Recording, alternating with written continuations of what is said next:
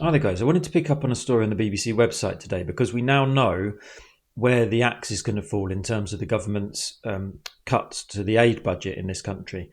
Well, I don't usually comment on foreign affairs on this channel, but I've got a personal interest in this one because I lived and worked in West Africa for a while in 2014 and 2015.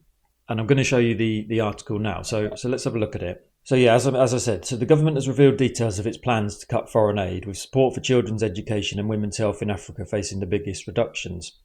So if you'll remember, the government announced in February that it would slash foreign aid spending by 40% from 0.5% of GDP to 0.3%.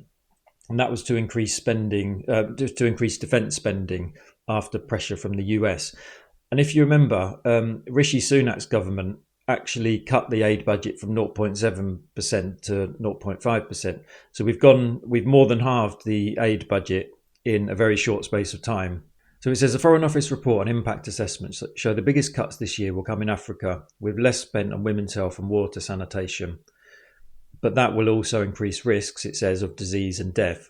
Bond, a UK network of aid organisations, said women and children in the most marginalised communities would pay the highest price.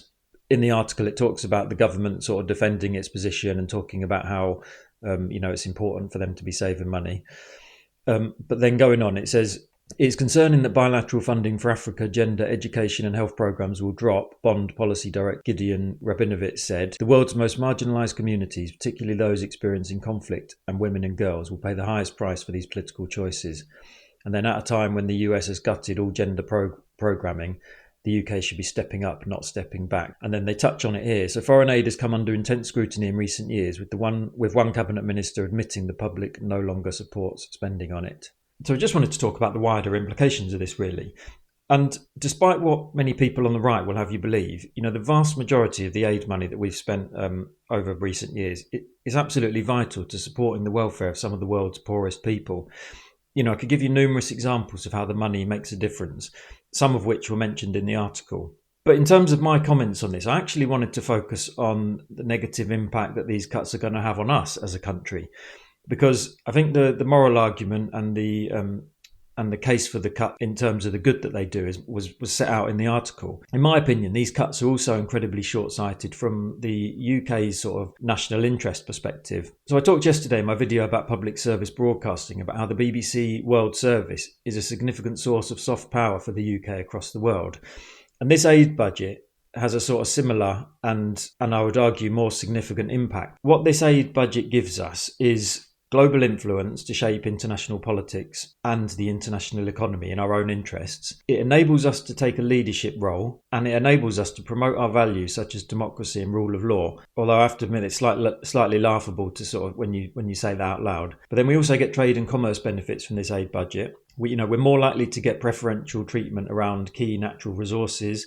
And then interestingly, we also get immigration benefits, although obviously at this particular moment in time, don't mention that too loudly. So those are all the benefits for us in terms of our national interest. And then I wanted to contrast our approach to foreign aid, with these cuts, and that of America to what China are doing. So across Africa and South America at the moment, China are investing billions of pounds in infrastructure and via aid channels. Now, they're not doing that out of the goodness of their heart.